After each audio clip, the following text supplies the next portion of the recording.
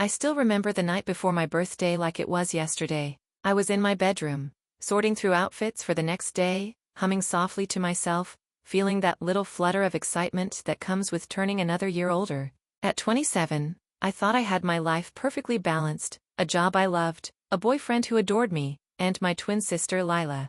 Well, I thought she was my sister, my family. She had always been a shadow in the background, quiet but loving, or so I believed. The next day started normally. My friends arrived at the little rooftop bar I had rented for the evening. Pink and gold balloons floated around, champagne glasses sparkled in the dim light, and the laughter of people I cared about filled the air. I was wearing a soft cream dress, my hair curled lightly around my shoulders, and I felt radiant. Lila was there too, smiling, hugging me, chatting with my friends. I noticed her eyes flicker occasionally toward Jason, my boyfriend. I brushed it off. She's my twin, I told myself. Sometimes siblings notice things you don't. The night was going perfectly, until it wasn't. Jason walked up to me, looking strangely serious. Emma, I think Lila wants to say something. My heart skipped a beat. I thought maybe she had prepared a cute birthday message or something heartfelt. Lila stepped forward, smiling, but there was something off about her. That smile was too practiced, too cold. I have a little confession, she said, and I laughed nervously. Confession? What could it be? Then she said the words that shattered my world. I didn't just borrow your clothes the other day. I've been living your life, Emma. And Jason, he's mine now. The room went silent. I blinked. My hands shook. My glass of champagne trembled, spilling slightly over the edge. What? What are you talking about? I stammered. She stepped closer, her voice calm, almost smug. I went out. I made your friends like me. I made Jason fall in love with me. And now, I've married him. Your life? It's mine now. I felt the world tilt. I laughed nervously, thinking this had to be some sick joke. But then, she pulled out her phone and showed a video. A wedding video. Jason was in it, saying my name, holding her hand.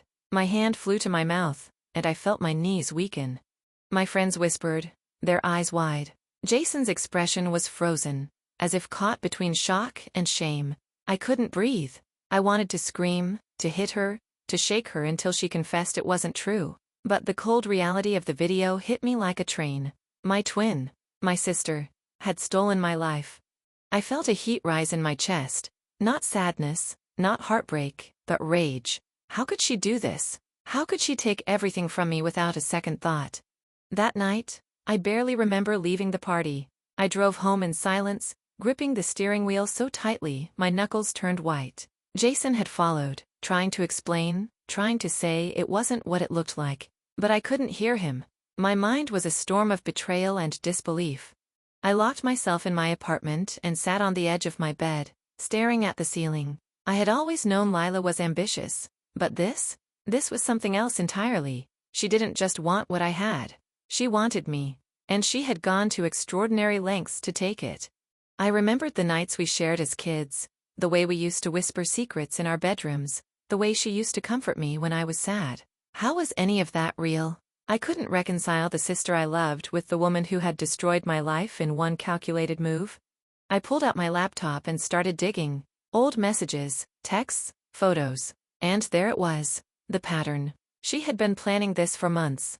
Subtle manipulations, little lies, pushing me aside in front of our friends, slowly earning Jason's trust. Every moment I had thought she was helping, she was undermining.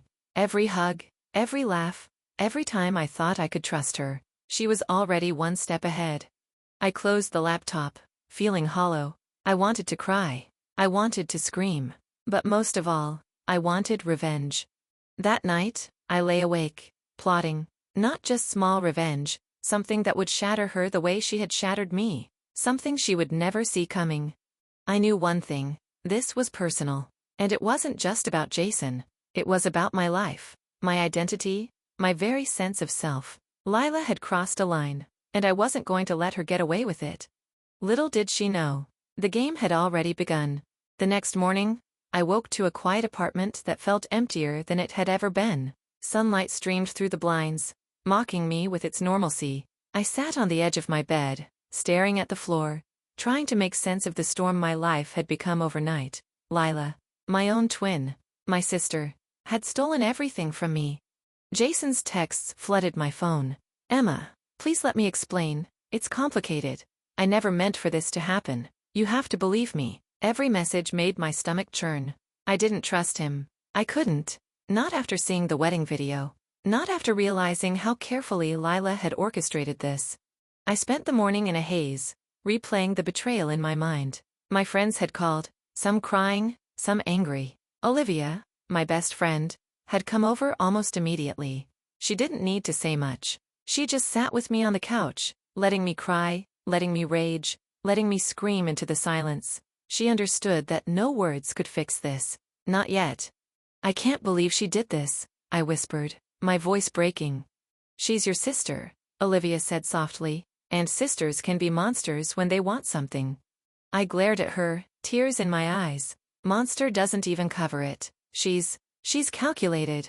She planned this for months. Olivia nodded. Then maybe it's time you do the same. Plan. Don't act out of rage. Let her think she won. Then hit back smarter, harder. Her words lit a spark inside me. I wiped my tears, trying to focus. This wasn't just about revenge.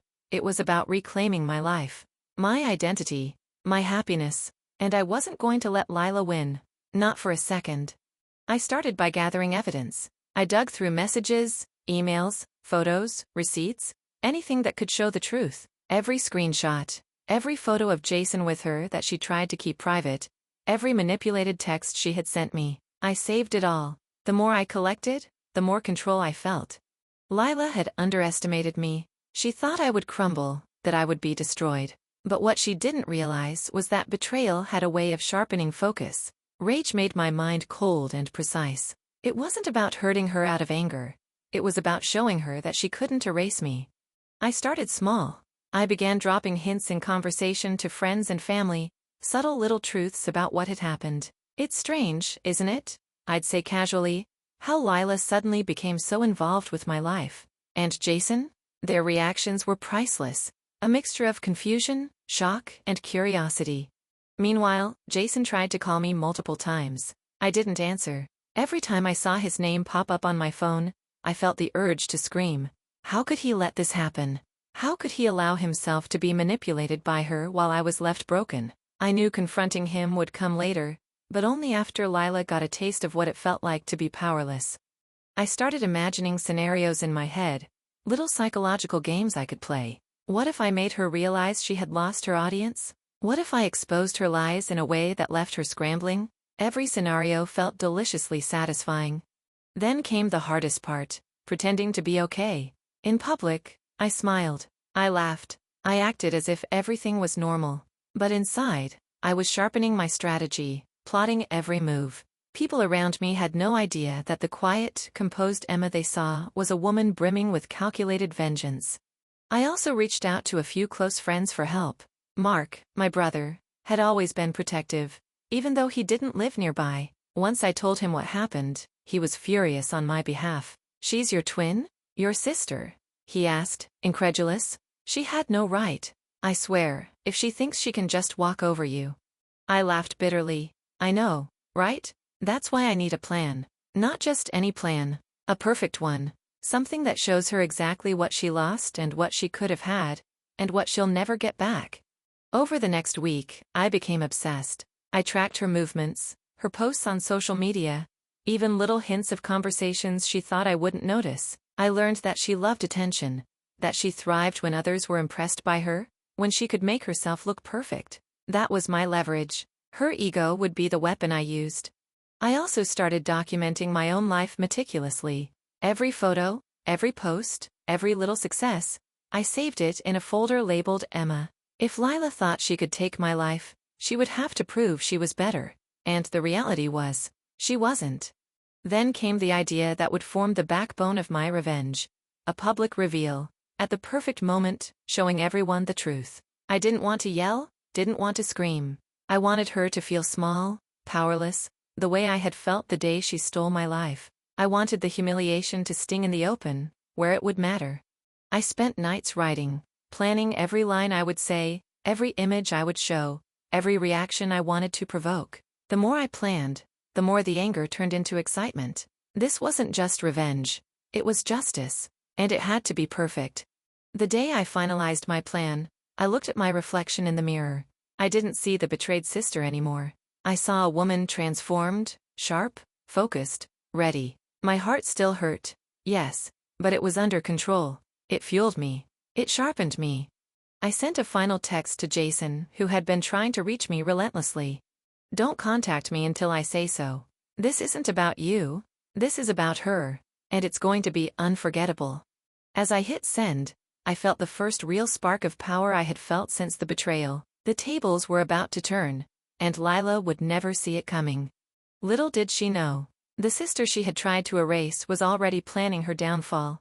The day I began my revenge, the weather felt unnervingly perfect. A clear sky, soft breeze, sunlight that warmed the skin without burning it. One of those days when the universe feels too calm, as if waiting for something to break. I took it as a sign. Step 1 wasn't loud. It wasn't dramatic. It was subtle, the kind of psychological pressure that creeps under the skin and gnaws from the inside. I knew Lila thrived on attention. Validation was her oxygen, so I decided to suffocate her socially, quietly. First, I reached out to her circle. The friends she had stolen from me, the people she had charmed with her fake innocence. I didn't tell them everything. Not yet. I simply planted seeds. A message here. Did Lila seem different to you lately? A remark there. It's strange how she's suddenly claiming things she never cared about before. A subtle observation during brunch. She's been lying a lot. Just be careful. People underestimate the power of small doubts. They spread like cracks. One thin line at first, then splitting deeper, wider, until the whole foundation fractures. Within days, I watched it happen. Friends who used to swarm around her became cold. Invitations that once flooded her inbox slowed. People who used to praise her started raising eyebrows. She felt it too. The shift, the tension, the whispered uncertainty. And the best part? She didn't know where it was coming from.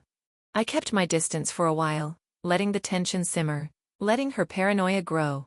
Then step 2 began. Jason finally got his wish. I agreed to meet him. But not for closure. Not for answers. I needed information. We met at a small cafe, tucked into a corner booth. He looked exhausted, dark circles under his eyes, guilt weighing down his shoulders. When he saw me, he exhaled like he'd been holding the breath for weeks. "Emma," he whispered. "I'm so sorry. I didn't know what was happening. She tricked me. I held up a hand. "Don't explain. I'm not here for that." He swallowed. I could see relief and fear swirling together inside him. "I need you," I said calmly, "for something bigger." He leaned forward. "Anything." "Good," I said. "Tell me everything she told you. Everything she lied about. Everything she said about me." And he did. For 2 hours, he talked. He confessed she manipulated him by pretending to be me, dressing like me, talking like me, using my personal stories, even copying my handwriting. She made him believe I wanted space. I had doubts. I wanted distance. She crafted an entire persona, wearing my skin. It was sick. But it was useful. Every detail he gave me was another brick in the structure I was building, another truth I would eventually weaponize. When we finished, Jason reached across the table and grabbed my hand. I didn't pull away, because even his guilt was part of the plan. "She isn't who you think she is," he said, eyes pleading. "I swear, Emma, I didn't mean to hurt you." I stared at him, silent for a moment. Then I said, "Good, because you're going to help me expose her." His eyes widened. "Expose her? How?" "You'll see." I left him sitting in that cafe, trembling with the weight of what he had agreed to. I almost felt bad for him. Almost. But he had played a part in my life's destruction. Whether he meant to or not, he would also play a part in rebuilding it, on my terms. The next phase unfolded quietly. I curated a social media presence Lila couldn't compete with, elegant, successful, glowing. I posted photos looking confident, busy, unbothered. Every post was intentional. Every caption was a blade wrapped in silk. My life looked perfect, and everyone saw it. People praised me, while questioning her. Lila couldn't handle the shift. She started texting me, at first pretending to care. "Emma, can we talk? I feel like something is wrong. I don't know why everyone is acting weird. I ignored her, each message sending another ripple of panic into her perfectly curated world. Then her tone changed. You're doing something. I know you are. Stop messing with my life. Why can't you just move on? Move on? She stole my boyfriend, my identity, my future, my reputation. And she wanted me to move on? Her panic was delicious. The real blow came next, the one she never saw coming. A week later, I told her family, our family, everything. But I did it slowly, measuredly, choosing each moment with precision, starting with our mother. She looked at me in horror as I showed her the screenshots, the wedding video, the manipulated messages. She did this to you? Mom whispered, her voice shaking. Your own sister. I nodded. Yes, and she doesn't feel an ounce of remorse. I didn't exaggerate. I didn't dramatize. The truth was more powerful than any lie. Mom cried. Long, desperate sobs that came from a place deeper than heartbreak. To her, the betrayal wasn't just sister against sister. It was a fracture in her motherhood. The next day, she confronted Lila. I wasn't there, but I heard the aftermath. Lila stormed into my apartment like a tornado, her face flushed with fury, her breathing sharp. How dare you? She screamed. Why would you tell Mom? Why would you make me look like? Like what? I snapped. A liar? A thief? A sister who married a man by pretending to be me? She froze. My voice lowered, cold as ice. I didn't make you look like anything. You did all that on your own. Her eyes burned with hatred, or fear. Maybe both. You're ruining my life, she whispered. And then, I smiled. Exactly, I said softly. We're just getting started. Lila took a shaky step back, realization sinking into her expression. For the first time, she understood. I wasn't the broken sister anymore. I was the threat. And this was only the beginning. The day of the unmasking fell into place like fate was arranging every detail for me. A charity gala, a large ballroom, a guest list filled with people who adored Lila's perfect wife persona. People she lied to, manipulated, charmed, people she needed. It was the perfect stage, and she had invited me. Honestly, I wasn't surprised. Her ego wouldn't allow her to imagine I could ever overshadow her. She needed to show me, and everyone else, that she was the twin who had won. She didn't realize she had just handed me the microphone. Literally. The moment I stepped into the ballroom, heads turned. Not because of the scandal, no one knew yet, but because I looked good. Better than I had in months. A silk gown, soft waves in my hair, confidence that radiated in a way you can't fake. I saw Lila freeze across the room. Her smile faltered for a millisecond, just long enough for me to catch it, before she quickly pulled it back together, prancing toward me with fake cheerfulness. Emma, she squealed, hugging me tight enough to bruise. I'm so happy you came.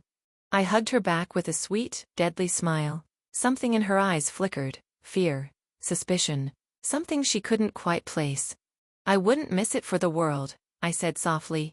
Because I wouldn't. Not after everything she'd done.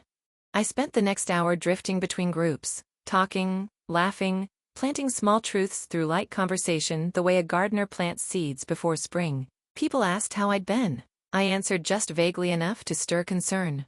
Oh, you know, life's been interesting. Lila and I have a lot to talk about. She's made some choices, but tonight isn't about that. The curiosity grew. Eyes shifted toward her. Rumors began to form. All according to plan. Then the host stepped onto the stage. Ladies and gentlemen, we'd like to start the appreciation segment. A few guests have been invited to speak tonight. Lila strutted up confidently, expecting applause, and she got it. For now. She spoke about generosity, sisterhood, family, loyalty. I almost laughed. When she finished, the host said, and now, Emma has prepared something for us as well. Lila's head snapped toward me, panic flickering. She hadn't expected that perfect. I walked to the stage with a steady heartbeat, the room dimming around me except for the warm lights overhead. The microphone felt familiar in my hand, like it had always been meant for me.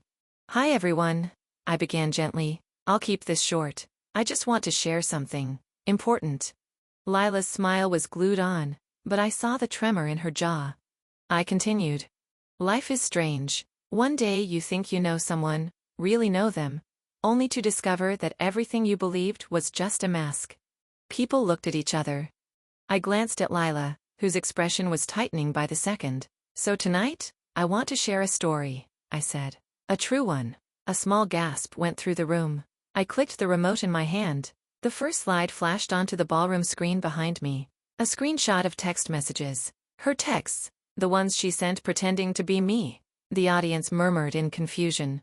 Click. A photo of her wearing my clothes, my jewelry, posing in my room while I was at work. Click. A screenshot of her telling Jason I needed space. A bold-faced lie. Click. A short, muted video clip of the wedding she never meant for anyone to see, the one where she had said my name as if she were me. The ballroom erupted. Gasps, whispers, shocked stares. Lila shot to her feet. Turn that off, she screamed, her voice cracking. But I kept speaking calmly, almost softly, like I was telling a bedtime story. For months, I said, someone very close to me pretended to be me. She stole my messages, my clothes, my voice. She took my boyfriend, then married him under false pretenses. Someone shouted, "Is this real?" I nodded once. Yes, and the person who did it is my twin sister. A collective gasp shook the room. Lila lunged toward the stage, eyes wild. You're lying. You're jealous. I stepped aside, and the final slide flashed behind me. A video message from Jason. Recorded 2 days earlier. Everything Emma is telling you is true, he said. I was manipulated, lied to. She pretended to be Emma. She pretended for months, and I believed her. The room fell silent. So silent you could hear breathing. Lila stood frozen, her face drained of color, her lips trembling. She looked like her entire world had just crumbled, because it had. She shook her head weakly. Jason, no. But Jason walked to the stage, hands in his pockets, shame draped over him like a heavy coat. I'm sorry, he said to the room. I was a fool, and Emma deserves the truth. That's when the audience turned. All those eyes, once adoring, once fooled, now burned into Lila like lasers. She backed away, shaking. Emma, how could you do this to me? I leaned close so only she could hear and whispered. You did this to yourself. She staggered toward the exit, humiliated, the room following her with stares sharper than knives. I didn't chase her. I didn't smile. I didn't gloat. I simply walked off the stage, dignity intact, head high. Because revenge wasn't about destroying her. It was about freeing myself. And that night, in front of a room full of people who finally saw her for who she truly was, I was free. The days following the gala felt surreal. People whispered when they saw Lila, and she avoided eye contact wherever she went. Her social media posts, once polished and confident, were now defensive and scattered. The perfect life she had tried to build at my expense was unraveling, thread by thread. I, on the other hand, moved with a quiet confidence. Every step I took reminded me that I had reclaimed my life. I no longer feared her or the lies she had spun. Instead, I felt powerful, not because I had humiliated her, but because I had proven to myself that betrayal could not define me. A week later, she finally confronted me face to face, outside the apartment. The look in her eyes was a mixture of rage, shame, and desperation. Emma, please. I can explain, she hissed, her voice trembling. I shook my head slowly. Explain? There's nothing to explain. You made your choices. You lived your lies. And now, you live with the consequences. She stepped closer, anger flaring. You think this is over? You think you've won? I smiled, calm, collected, untouchable. I didn't win by hurting you, Lila. I won by reclaiming myself, by proving that I am not powerless, that my life, my happiness, and my future are mine to control. Her face contorted with frustration. She wanted to fight back with words, with blame, with guilt. But nothing I had done was fueled by malice, only truth and clarity. She realized then that no manipulation, no stolen identity, could ever erase who I truly was.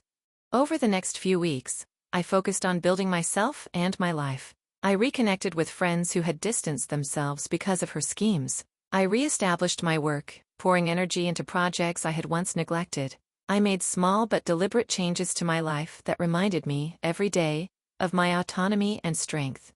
Jason reached out cautiously, apologizing sincerely. He admitted his mistakes, acknowledged Lila's manipulations, and promised he would make amends in whatever way I deemed necessary. I didn't invite him back, not fully, but I accepted that people make errors and that accountability matters more than punishment. Meanwhile, Lila's world continued to crumble quietly. Those who had once admired her now questioned everything about her character. Opportunities she had expected evaporated. Invitations were rescinded. She tried to maintain composure, but the cracks in her facade were undeniable.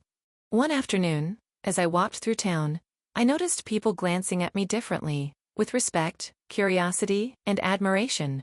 Word of the gala spread, and my name became synonymous with courage, strength, and dignity. Lila was a cautionary tale whispered behind closed doors. I realized then that my revenge was complete, not because I had publicly shamed her, but because she had lost the power to affect me. She had spent so long trying to control my life, only to see her own unravel. She had learned the hard way that deception and betrayal always carry a cost. I returned home one evening, sitting by the window with a cup of tea in hand. The sun was setting, painting the room in golden hues. I thought about everything that had happened, the heartbreak, the betrayal, the meticulous planning of my comeback. And I smiled. Not because I had defeated Lila, though I had, but because I had emerged stronger, wiser, and more self-assured than ever. I had taken control of my narrative. I had reclaimed my identity. I had protected my happiness. The final confrontation had not required shouting, tears, or rage. It had required patience, strategy, and self-belief. And in that, I had succeeded. In the weeks that followed, life returned to a semblance of normalcy. I focused on my work, my friends, and myself. I nurtured relationships that mattered and cut ties with those who thrived on drama. I celebrated small victories, and slowly, the scars of betrayal began to fade, replaced not by resentment, but by empowerment. I occasionally saw Lila around town. Her eyes would flicker toward me, filled with the memory of her public unmasking. But I no longer feared her. I had learned that the only person who could truly hurt me was myself, and I had chosen not to. The last text I received from her read, "You've won. I can't compete." I didn't respond. There was no need. I had already won in a way she could never understand. Revenge, I realized, wasn't about chaos or drama. It wasn't about exposing her for entertainment. It was about reclaiming the life, identity, and happiness that had been stolen from me. And in doing so, I discovered a strength I had never known I possessed. As I closed my phone and looked out at the night sky, I whispered softly to myself. Some betrayals break you. Some betrayals build you. And I am unbreakable. The months that followed were a study in transformation. Life, once chaotic and uncertain, began to settle into a rhythm I had created. The chaos Lila had caused no longer dictated my emotions or decisions. I had taken back control, and every day felt like a deliberate step toward the life I wanted. I started focusing on myself fully, my career, my passions, my friendships. I reconnected with old friends who had distanced themselves because of Lila's manipulations, and I strengthened bonds that mattered. No longer was I weighed down by fear, jealousy, or betrayal. Instead, I moved with confidence, making choices that honored my growth and my integrity. Work became a sanctuary. Projects I had once shelved were revived, and I approached them with renewed creativity and dedication. My colleagues noticed the change, the calm determination, the focus, the subtle charisma that came not from seeking attention but from owning my worth. I thrived in ways I never had before. At home, I cultivated peace. My apartment, once a battleground of memories and tension, became a space of comfort and strength. Every corner, every object, reflected my personality, untainted, authentic, and free. I filled the space with things that made me happy: plants, books, and personal mementos that reminded me of the life I was reclaiming. Occasionally, I would hear whispers of Lila's struggles. A friend would mention that she had lost another opportunity, or that people were questioning her motives. I didn't gloat. I didn't feel the need to watch her fall. Her consequences were hers to bear. My focus remained solely on building my future, unshackled by the past. Jason remained a cautious presence in my life. He reached out from time to time, offering apologies and accountability, but I maintained boundaries. Trust, once broken, cannot be restored overnight. I had learned to protect myself while allowing others to show true intentions through consistent actions, not empty words. One morning, as I sipped my coffee on the balcony, sunlight spilling over the skyline, I realized how far I had come. The anxiety, betrayal, and humiliation that had once dominated my thoughts no longer had power over me. I was no longer reacting to her chaos. I had created my own order,